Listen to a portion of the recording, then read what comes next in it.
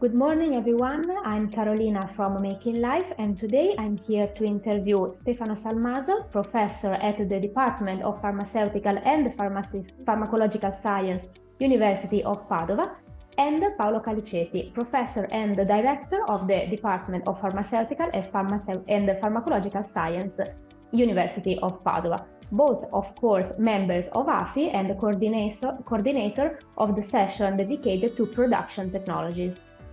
Thank you, Carolina, for the introduction. I'm Paolo Caliceti from University of Padova of the Department of Pharmaceutical and Pharmacological Sciences, and I'm here as president of ADRITELF. ADRITELF is the Italian Association of Pharmaceutical Technologies and the regulatory.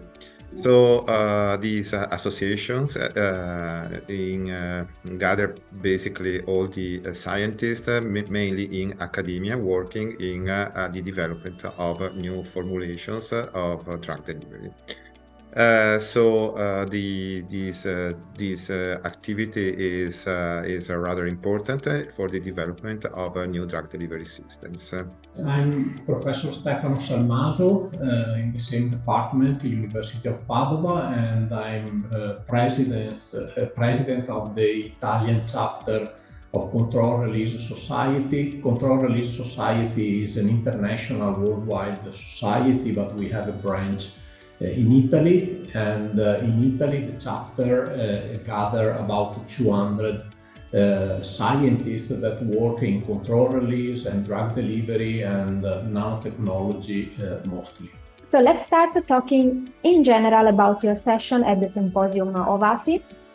In the biomedical sector, obviously, innovation never stops, so the search for new solutions in developing these technologies such as electrospinning, microfluidics, and 3D printing. What needs do they meet? Are there any necessities in particular that require such innovative technologies? Yes, this is a very important question. So where we are going and why all these new technologies? Actually, we know that the performance of drug delivery system, therapeutic systems, is based not only on the active agents which are included into these formulations, but is strongly affected by the delivery system and the method how these delivery systems are prepared. Basically, what we know that new trend in pharmaceutical development is to develop new drug delivery systems that carry take the drug exactly where they have to perform their activity. And so there is the direction of drugs to this part of the body where they have to act, and they have to take it according to a controlled time to have the right concentration for the requested therapy. So this idea changed completely the paradigm of the development of drug delivery systems, moving from traditional pharmaceutical technology to innovation and to innovative drug delivery systems. And the new drug delivery systems are formulated according to new technologies.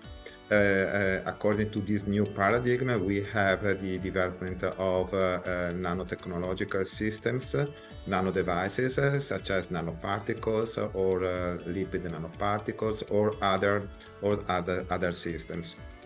So we have learned about this.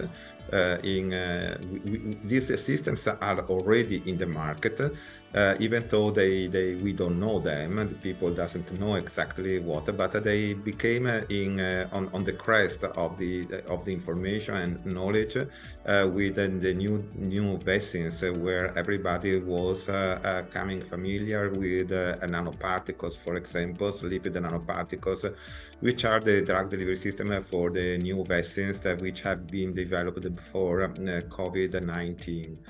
How these systems are prepared is they are prepared according to new technologies of preparations, and electrospinning, 3D printing, and microfluidics represent the three most important technologies for the development of these systems. So according to these new technologies, we can now prepare new drug delivery systems, high-performing drug delivery systems, and we can formulate properly all the drugs, improving their performance, and we can formulate new drugs, which are usually very fragile drugs, such as biotech drugs, including proteins or nucleic acids. And so these systems allow for formulation of these pharmaceutical products, and this system can provide for a good performance of these systems. So they can also answer the request of the market for personalized medicine, for example, and this is another important target of these new technologies. Of course, these are new technologies. Few of them are already well set up, and so they are well known. A few others are still improving, and they are looking for their application. But of course, the pharmaceutical market and pharmaceutical industry must be prepared to this.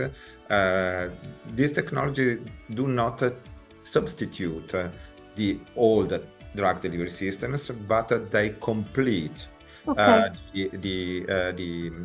menu of this formulation. So they expand basically the therapeutic opportunity and the performance of these systems. So these technologies offer new opportunities for formulation, and so they can provide for new applications of drugs. So going into the detail about these interesting technologies, how will they control the flow of micro amounts of fluids at the base of the microfluidics improve the formulation of drug delivery? Thank you very much for the question, and this allowed me a little bit to explain some details about this novel technology that is really emerging. The microfluidics production allowed the generation of colloidal carrier mostly. So we are in the field of nanometric scale for the delivery of small drugs, but also biologics. So for drugs that are more complex in terms of size and also properties. These systems are mostly liposomes, solid lipid particles, and polymeric nanoparticles. So we are in these specific application and systems. The core of the technology is based on the process of molecular assembly of the components of this carrier, which is basically precisely controlled since it is confined in a small volume, which is, as the name says, microliter indeed. So because the assembly takes place in a very restricted volume under the process flow, by controlling the conditions, in particular the flow, the mixing ratio of two solvents, and the temperature, the size, homogeneity, and pharmaceutical feature of the resulting nanocarrier can be timely modulated during the production if this is needed, of course, which would more complex be achieved using other production strategies. So furthermore, the process can be scaled up and be designed also for GMP and sterile production, which are very relevant in the production for parenteral formulation, for example. So the microfluidi offer unique versatility and higher quality performances than with respect to other processes. At the section 8 in the AFI conference, we will learn more about this production technique by the leader in this field, Professor Yvonne Perry. For what concern the electrospinning, what are the biomedical applications of the matrices generated with this technology? So matrices generated with these technologies are basically polymeric matrices, which can be also obtained by other traditional technologies, but electrospinning provide for new matrices with different structures and a network, and so they allow for new drug delivery and in terms of time of delivery. And of course, we know that the performance of these systems is basically based not only on the materials used for their preparation, but also by the method of how they are prepared. So generally, matrices prepared by electrospinning are used for topical applications mainly, but they can also be used for regenerative medicine because they produce these matrices. And one of the main applications of this system is for wound healing, for example, because they produce matrices with very characteristic features and very high performance drug delivery. So the wound healing is the main application. They are used for the application on skin and on the mucosa, but they can also be developed for implantation or for other systems which are used for regenerative medicine. There isn't any risk of rejection if you use these matrices for wound healing? Of course, there is always the risk of rejection anytime that we insert in the body something which is not natural, but the point is not based on the method. Basically, is not based on the methods, but on the materials that are used. Okay. This is what I can say is that 95% is based on the materials, and of course the method of preparation can generate matrices which have physical properties which are not completely biocompatible, but most of the biocompatibility is based on the materials rather than on the method of preparation. The method of preparation is important because we can have materials which are, for example, smoother or roughnesses, and this can affect the biocompatibility. But most of biocompatibility is based on the materials. The 3D printing is catching on in various industries, of course, including pharmaceuticals. What are its benefits, and if there are any, what are its risks? So 3D printing is an emerging technique for formulation of solid dosage forms. Indeed, we all know that conventional strategy for tableting relies on a compressing powder mixture at room temperature.